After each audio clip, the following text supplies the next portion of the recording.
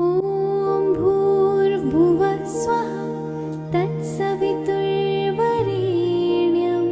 भर्गो देवस्य धीमहि धियो यो नः प्रचोदयात्। ॐ भूर्भुवः स्वः तत्सवितुर्वरेण्यं भर्गो देवस्य धीमहि धियो यो नः प्रचोदयात्।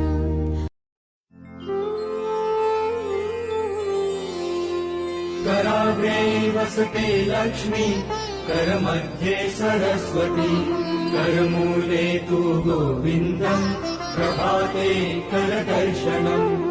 समुद्रवसने देवी, पर्वतस्तनमण्डले, विष्णुपत्नी नमस्तुभ्यम्, पादस्पर्शम् क्षमस्व मे। वसुदेवसुतम् देवम्, कंसचारूढमर्दनम्,